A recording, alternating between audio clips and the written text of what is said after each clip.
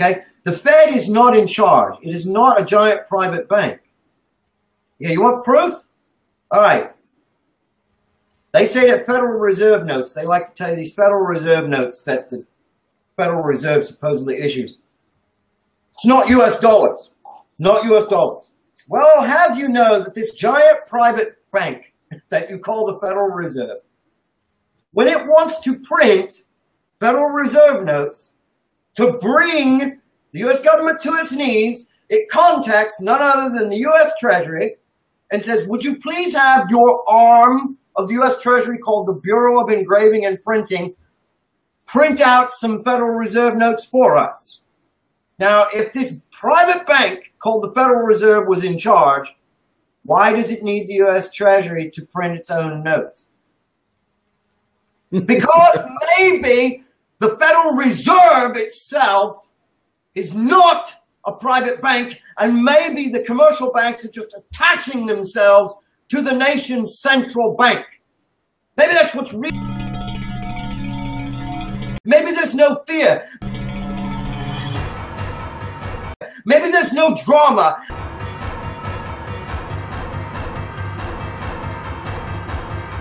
And maybe, just friggin' maybe, reality is boring. That's right, it's boring.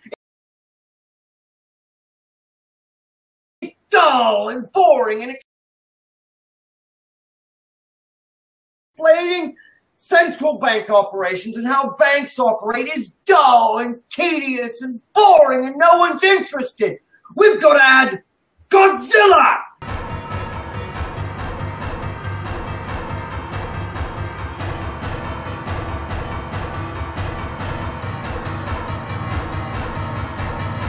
Yeah, Godzilla's come and he's going to destroy the government and we need a policy. We're all going to die.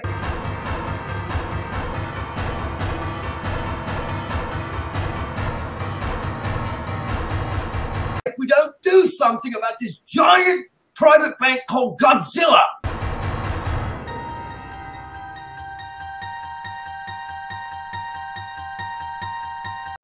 This is ridiculous. So the only thing, and the only way that I can answer your question is to simply say, if the way things really work doesn't fit their political agenda, they're going to reject it. They need something to sell, and they don't believe reality will sell because it's boring. Boring. Yes, currency analysis is boring. It's really boring. Okay? It's dull. Sorry.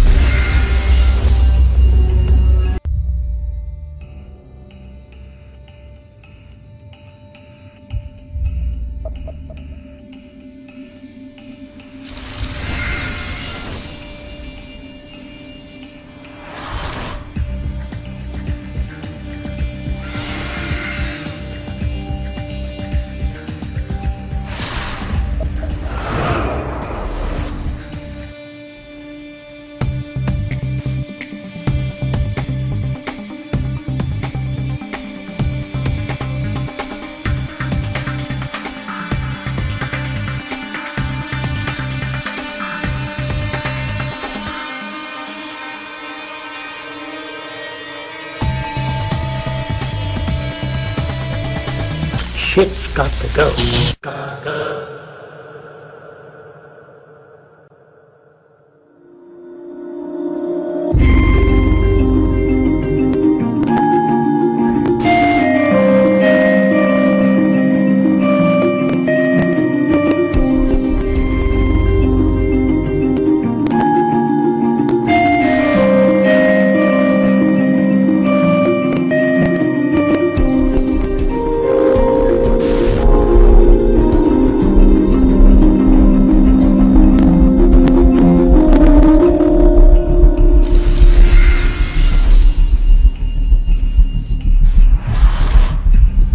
With the Magic Kingdom back in October of 1971, guests marveled at the resort's unique style.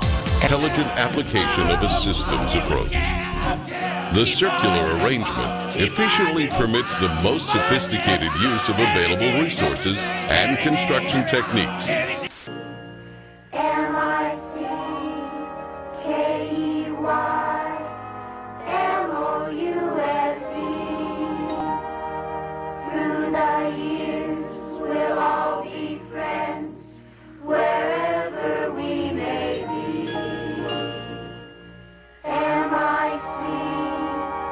People from all over the world visit and hopeful in other parts of the world. Design considerations for these new cities include its overall functioning, its ease of assembly, which are prefabricated in automated plants and assembled on site. It was revolutionary, certainly from a modular construction standpoint. Steel structure in a unique A-frame format that had all of the rooms that were prefabricated, including all the furniture, and they just slid right into place. Many of these buildings would be comprised of standard units that can be arranged to meet many different requirements.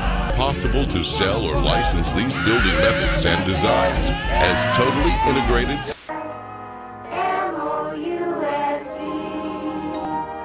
city systems anywhere in the world. The outer perimeter will be part of the recreation. Enjoy some favorite attractions. Of course, here too, Disney is always looking for new ways to create visually entertaining and exciting environments. Installed to supply enough power to operate the entire household. Adjacent to the residential district are planning, science, and research centers.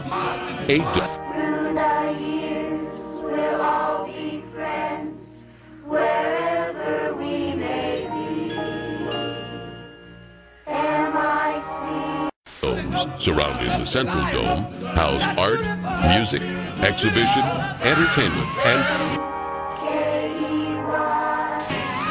the central dome, or theme center, contains schools, healthcare, shopping, communications networking, and childcare. It is also the core for most transportation services, which move people by transveyors.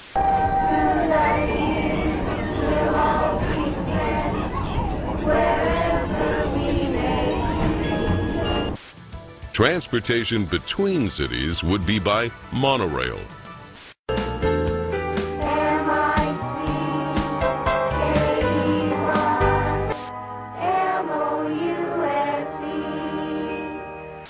Now it's time to say goodbye to all our company.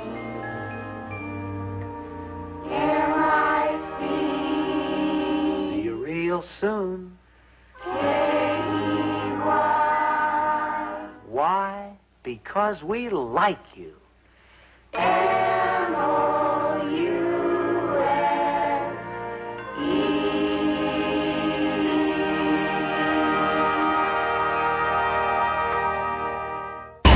This shit's got to go.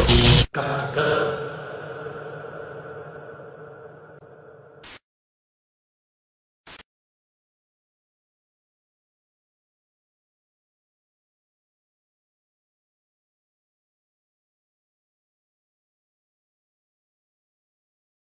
Moral objection, that there's something immoral, there's something egotistical or self-serving or arrogant or something like that in believing a certain proposition when you know that a lot of other people don't believe that. It just isn't the right thing to do. You can't properly say, I'm right and you're wrong. It's like you're thinking you're better than this other person.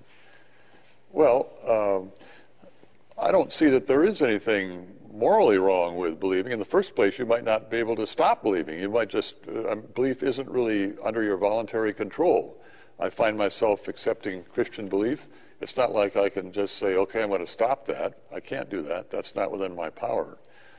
But secondly, and I would say in this context more important, is the fact that that very claim itself is another one of those self-referentially incoherent claims that shoots itself in the foot. Because the person puts this forward, he says it's egotistical or something, immoral in some way to believe when you know other people don't believe that way. But that very proposition is one that not very many people believe. I mean, he believes it, but not other people. So he himself is doing just exactly what he himself is condemning. So it's not a sensible position to be in, I would say. And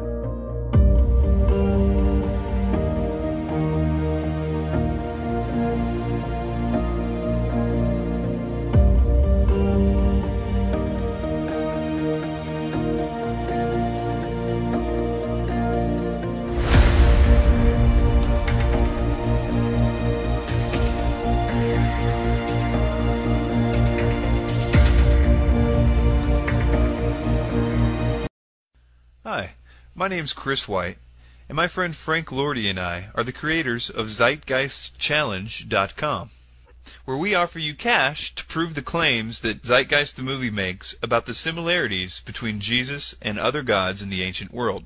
So before Frank and I get into analyzing this response video or book commercial from Acharya S., I'd like to offer her a chance to make some money. And that is to go to ZeitgeistChallenge.com and take the Zeitgeist Challenge. After all, if what she says is true, it should be a piece of cake. Now, Frank and I are going to detail the reasons that this video that she just put out is insulting to the intelligence not just of the people that believe what she's saying, but also to the scholars who have repeatedly asked her to produce evidence for the claims that she makes. Over the past several months, there have been many claims on websites and in forums and videos all over the internet that the first part of Zeitgeist has been refuted or debunked. Contrary to these claims, the facts continue to demonstrate otherwise. Note that she never tells us what these facts are. Because of my work's influence on Part 1 of Zeitgeist, a number of the debunking sites have been directed largely at me. While we would naturally expect a debate as to the facts, the detractors, whether theists or atheists, quite often have not actually studied my work, and there has not been one refutation site to our knowledge that has proceeded from an informed and unbiased perspective, accurately presenting facts based on serious research. I guess that she just wants us to take her word for it here, that none of the debunker sites use any facts or come from an informed perspective. To the right of this video, in the Details tab, I'm going to list every single debunker site that I can find. And look at them and notice that contrary to what she's saying, the claims have nothing to do with religious bias. They are simply pointing out that Zeitgeist makes a lot of claims about ancient history that are found nowhere in ancient history. But don't worry, Acharya is going to tell us a little later on why it is that no one can find any record of a great deal of the things that she says in ancient history. It should be kept in mind that in this short video, I can't cover everything, but I have already written extensively on these subjects, and I have specifically addressed several important issues from Zeitgeist in my companion guide to Part 1, available online right now. Why is the information in Zeitgeist Part 1 not widely known? In the first place, because of blasphemy and heresy laws, in the not-too-distant past, people could lose their jobs, friends, families, or even lives for merely questioning Christian dogma. And what's not mentioned here, of course, is that a good deal of people killed because of these heresy laws were Christians, because Christians weren't allowed to own Bibles back then, and if they wanted proof, if they wanted to understand why they were subject to papal rule, if they wanted to understand how Jesus' birthday somehow became intertwined with the Saturnalia festival, and what Easter had to do with Jesus' death and resurrection, well, they were burned at the stake. Let me jump in here and add something real quick. This is not speculation. This is a matter of record. The trial records are available. The accounts of these things are available. These people were being killed because they wouldn't do various things that the Catholic Church was telling them to do. These were Christians that wouldn't worship Mary. These were Christians that wouldn't do a lot of the various things that the Catholic Church says to do. And so they were being killed for it. That's on paper. We know why they were being killed. But Acharya is telling us this is a reason why there isn't any proof of the things that she says. She's saying that people were scared to talk about it because they would be killed. So the burden of proof is now for her to show a record of some trial where somebody was trying to prove that Horus and Jesus were the same God, or so some record of some account that somebody was killed because they were a comparative religion major. She wants us to believe this is the reason she doesn't have any evidence for the things that she says. So now, can she produce any evidence for her excuse to not have any evidence? Also, much of this information can't be found in English, but it appears in other languages, like Greek, Latin, German, French, Sanskrit, Hebrew, and Egyptian. Unless someone can work in other languages, he or she may never encounter these facts. She's saying that the reason that you can't actually validate the things that she says is because she got them from other languages, and apparently since we wouldn't be able to understand those languages, she's just going to avoid referencing where she got it altogether. Because of these situations and others, including deliberate censorship by vested interests, many of these parallels between Christ and other gods and goddesses of the ancient world cannot be found in encyclopedia entries, and these seem to be where most of the debunkers are getting their information from. The following is a list of 10 encyclopedias and dictionaries, places Acharya S. claims you cannot look for validation of the claims she makes in her Zeitgeist companion guide, yet she herself cites on this website, which is the book's bibliography page. As well as from Christian apologists, whose biases are obvious and well known. Funny that Christian biases should be brought up, especially when denoted as well known or obvious. You see, Acharya S.'s biases are not well known or obvious, yet easily provable.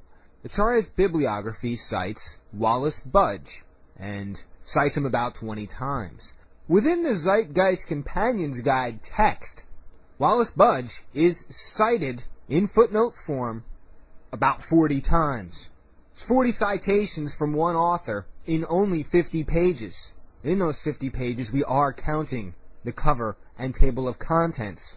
The question is Budge a reliable source? Well, one footnote in the text says the following.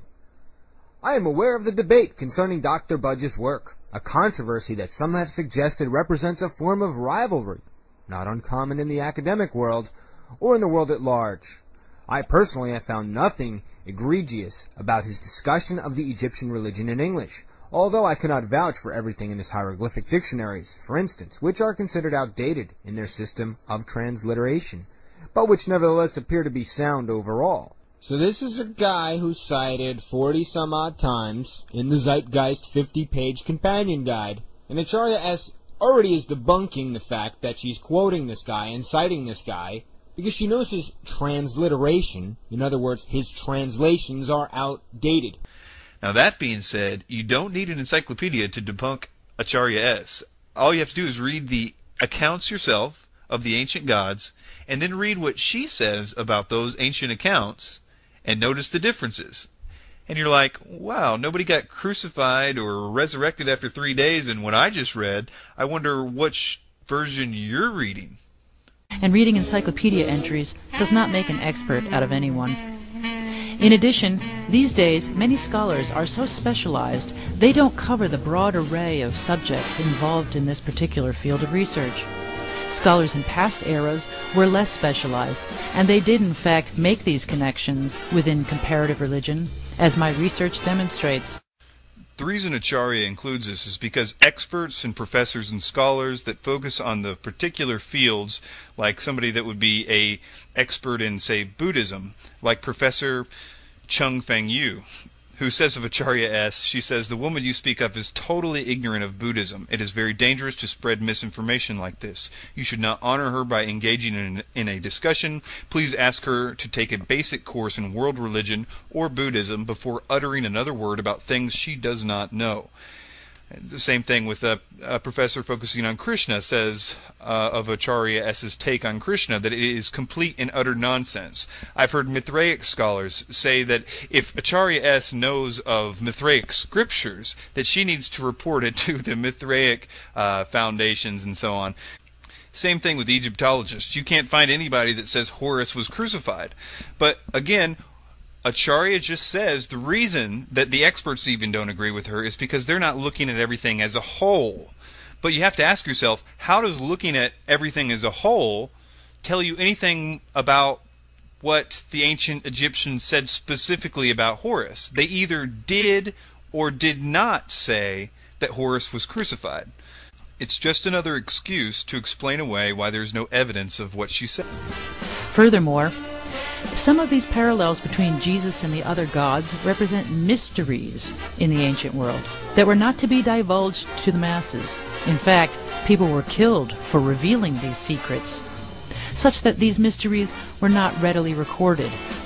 Nevertheless, with painstaking research and piecing together, we can present a solid case for all of the important parallels. Here she's saying that another reason that you can't find any record of what she says is because they were part of the mysteries and therefore not written down. She insinuates that despite the lack of evidence, she can make a strong case, but she gives us no indication what that case has to do with. In my investigation of the Horus-Jesus parallels for my companion guide, I slowed the tape down about halfway in the next little bit so you can go through her primary sources that I think were intended just to blow right past you, so it just looks like, wow, look at all the pre-Christian primary sources she has. But I think you'll notice there's not a whole lot of dates in there that are much past the 1800s, and I don't think that qualifies as pre-Christian and certainly not a primary source. I incorporate many pre-Christian primary sources, as well as the works of scholars highly credentialed in the appropriate fields. The other correspondences found in Zeitgeist can likewise be backed up with either primary sources or the works of highly credentialed scholars. For example, the parallels between Christ and the god Attis. Okay, this is it. This is why we all came here. Acharya is going to get into the specifics about these gods. She's going to show us where the primary sources are. She's going to prove the debunkers wrong. Let's see what she's got to say. Who was brought up in Zeitgeist are discussed by Dr. Andrew T. Fear, a professor of classics and ancient history at the University of Manchester in England. In his article, Sybil and Christ, Dr. Fear tells us that Attis was killed and then raised from the dead 3 days later, during a celebration that depicted him being resurrected out of a tomb, basically at Easter time, precisely as was said of Christ. Considering that in this whole movie, Acharya S. only addresses what you just heard about Attis and what you're about to hear about Krishna, and that's it, you would expect it to be her A material. But these things not only didn't happen, it was her best chance for them to happen. First, you need to know just a little bit of background, and that is that, like Mithra, Attis existed on paper before the time of Jesus. However, neither one of them became a part of the Roman mystery religions until after the time of Jesus. And that's when the writings started to have anything at all close to Christianity. So what I'm saying is that they had a really good chance of being similar to the stories of Jesus because they were influenced by Christianity. Even the person that Acharya S. is quoting here, A.T. Fear, knows this very, very well.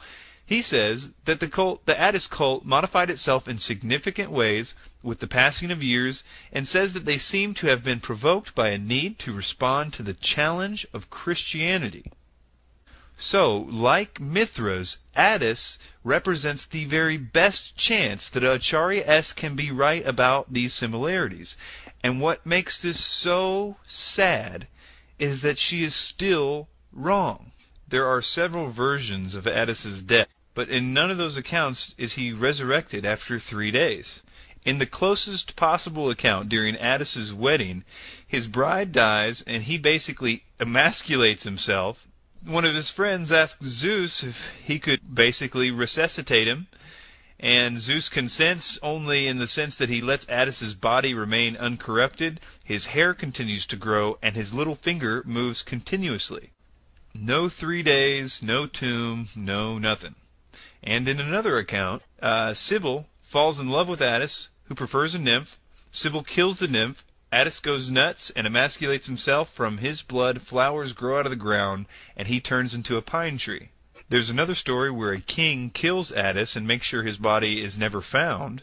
And keep in mind, these are after the time of Christ. And yet it still takes another 100 or 200 years in the 3rd century before anything like what Acharya S is saying, at which point it becomes obvious that it was Christianity that influenced Attis, not the other way around. Which, by the way, is what the guy that she's quoting, A.T. Fierce, says point blank. Also, the idea of the Indian god Krishna's mother being a virgin is not widely known and is therefore said to be wrong. First of all, the virgin birth motif is specifically stated by ancient writers like Philo of Alexandria to be a mystery.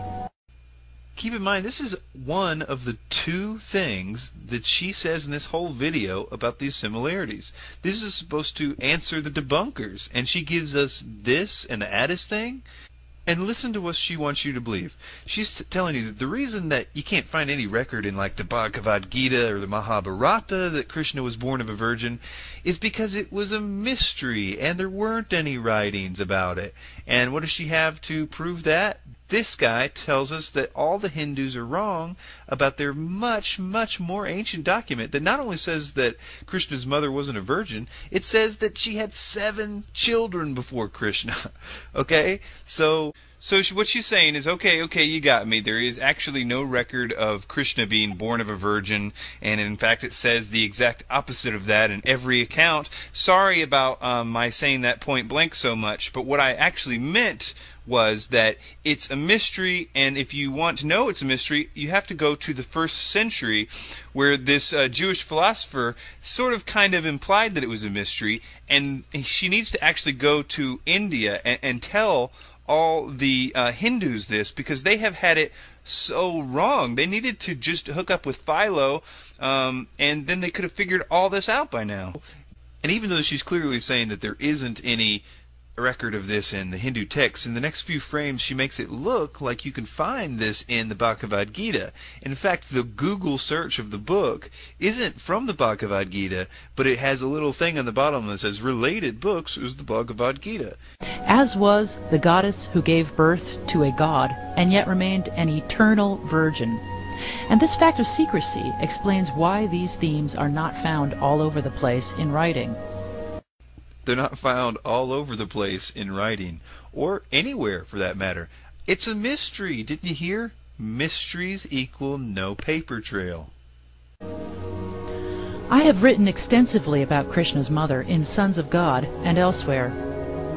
In my books, The Christ Conspiracy and Sons of God, I also discuss in detail the gods Dionysus and Mithra, who were likewise brought up in Zeitgeist Part 1. Concerning other themes in Zeitgeist, there are many good books on the subject of Old Testament myths, and my book, Who Was Jesus?, goes into greater detail regarding the Joseph-Jesus parallels, as well as the lack of evidence for the historical Jesus.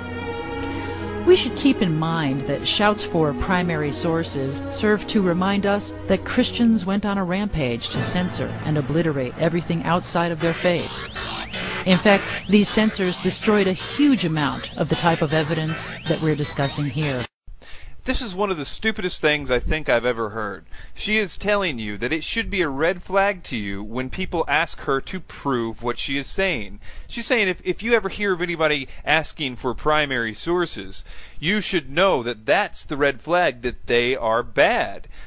Because Christians destroyed all her evidence. Don't you remember? She doesn't have any evidence to show you. So if you ever hear of anybody asking her for evidence or primary sources, you should know that that's a bad Christian. One straw man argument raised by debunkers concerns the December 25th birth date of various gods, which apologists dismiss by claiming Jesus wasn't really born at that time. However, since the 4th century, when this winter solstice celebration was designated as Christ's birthday, hundreds of millions of people have been taught that December 25th is the date of Christ's birth, and hundreds of millions continue to celebrate that date every year.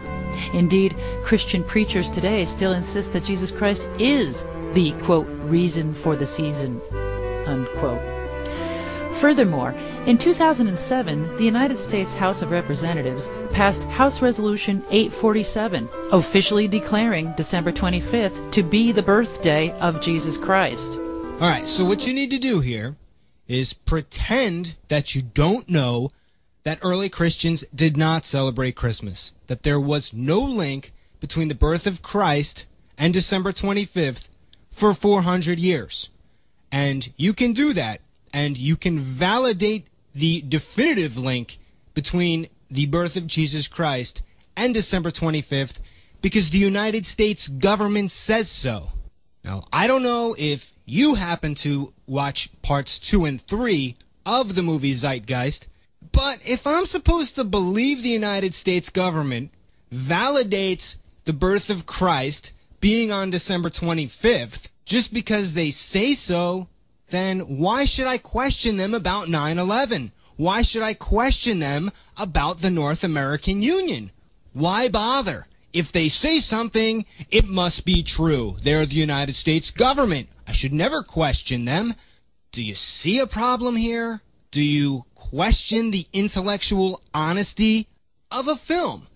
It raises a multitude of good questions by questioning the official line, the official story given to us by the United States government about certain topics, while pointing us toward the United States government as source and validation of other topics.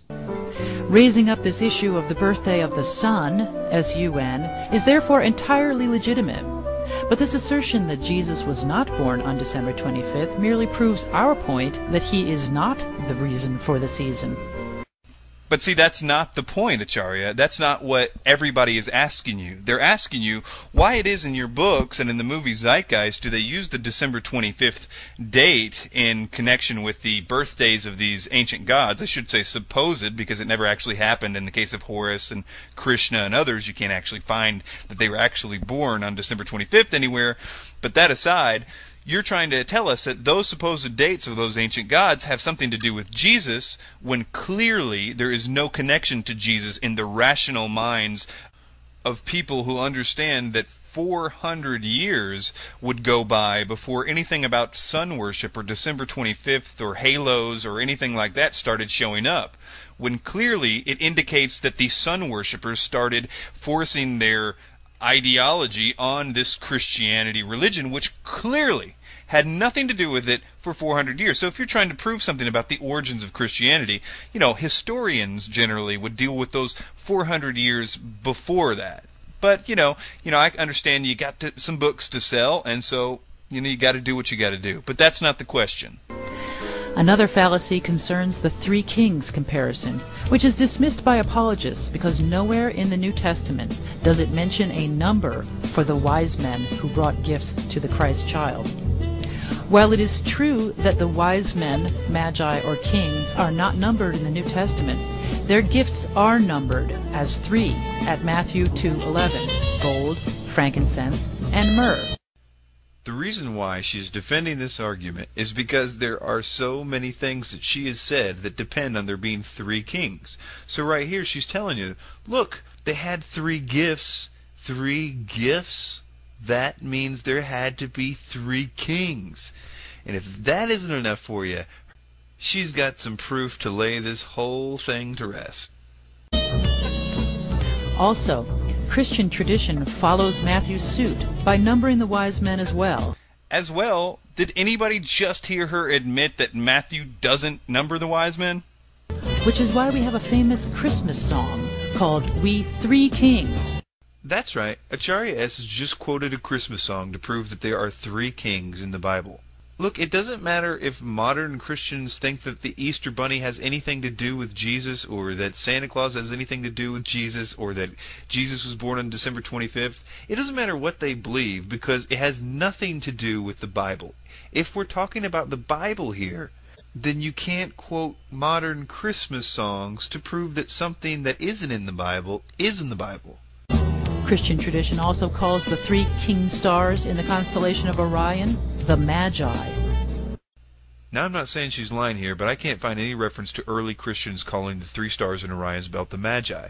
I know that people have in the past called it the 3 kings, but again, you have to realize in the Bible there aren't kings, there's wise men. Nobody ever mentions kings at all, not to mention that there aren't 3 of them. So if somebody wanted to call the stars in Orion's belt the 3 kings, it wouldn't have any reference to the Bible whatsoever. But this concept is so crucial to astrotheology. If this doesn't work, a lot of it falls apart, so you find this illogical defense of this argument that it must be the Magi because it has to point to the birth of the sun, or else everybody's going to know I'm a complete fraud. Much more about all these subjects can be found. Considering how much time and energy a grown woman like Acharya S. is spending defending this theory that the 3 stars in Orion's belt align with Sirius and point to the rising sun on December 25th, it is shocking to find out how wrong that she is. The following is from badastronomy.com. The claim is that on December 25th, Sirius, the bright eastern star, lines up with Orion's belt, the 3 kings, and they point to the rising sun, which symbolizes the birth of the Son of God. Sirius lines up roughly with the 3 stars of Orion's belt 365 nights a year, year in and year out. If you can see them, they are aligned. That doesn't change. On December 25th, the sun is on the opposite side of the earth from Sirius and Orion. Sirius and Orion have set by the time the sky begins to get light in the northern hemisphere and it becomes possible to tell where the sun is going to rise. It is impossible for the sun to align with Sirius and Orion on December 25th because they are not above the horizon at the same time. You can't get any more wrong than that. In my books. A word about the calumny and libel often included in these debunking videos. It shouldn't be necessary for me to address such silliness, but I can assure you that I am not a Freemason, Illuminati, CIA agent, or Mossad agent. Nor do I belong to any satanic or occult organization of any kind. Those making such claims are not only guilty of libel, but are also breaking one of the 10 Commandments. Thou shalt not bear false witness against thy neighbor. This is way lame. She's like a little kid or something. I don't know anybody that calls her a Freemason or a Satanist or anything like that. This is like a self-serving argument. She gets to paint her detractors as illogical people that don't really understand the facts, and so they have to resort to these ad hominem attacks on me. How stupid. And you hear all the laughing in the background. It's just like, it's so self-serving, and it's just lame. I bet if you asked her who it is that's calling her a Satanist and a Freemason, she'd be like, "Oh, it's emails. You can't read them." Or maybe she'd tell you it was a mystery, and that's why there's no actual record of people calling her that. It's a mystery. This type of vitriol has been tossed around by Christians since day one, and it is quite tiresome. And speaking of wearisome speech, the point raised by Zeitgeist about the book of Revelation and the end times is important for the reason that this constant talk by Christian evangelicals may actually bring about Armageddon by setting up Christians to do battle. Preparing Christians to do battle? What the hell is she talking about? You can't even imply that that's what the book of Revelations is saying to do. In fact, most of the critiques I get is that the Bible is a control mechanism to get Christians to lay down, to accept the New World Order. And that is the even more ridiculous, because here's a book that was written 1900 years ago that completely calls the New World Order out and gives their plan away. That's why Christians tend to be the ones talking the most about this, and everybody just hates it. Acharya S. is not the foremost authority on this, or it doesn't look like a whole heck of a lot. In fact, she seems to me to be something of a free agent as far as the facts are concerned, and that she will pick and choose and even outright fabricate things in order to come to the conclusions that she needs in order to make her points and sell her books. And I would also suggest that the reason that you can't find any record of the things that she claims are true in ancient history is not because they're a mystery or all the evil Christians went and destroyed all her evidence, or even that it was in some language that now is unable to be referenced, or any of the other reasons that she says that no one can find any record of what she says. The reason is because it's not true. She is lying to you, all for one purpose, to discredit this dude. What is the deal about this dude? Why is everybody lying about him? You know, it's one thing to discredit something that's not real. It's one thing to have people debunk Christianity on the facts. But then there's another thing to have people come up with these ridiculous lies in order to debunk the guy. Have you ever had somebody lie about you, and it's like one of those things you're like, hey, what did you just do that? You just totally lied about me, and now everybody thinks this stuff about me. Why are you doing that? That's the same thing I feel like this is all about. Look, I've spent a long time dealing with the various critiques and debunkings of Christianity, and I find them all to be just like this, really stupid. I mean, if you take them and break them down, most of them can be broken down like this. Oh, you're debunking the Catholic Church. You realize the Catholic Church was like 400 years after Jesus, right? Okay, I'm going to go ahead and sign off.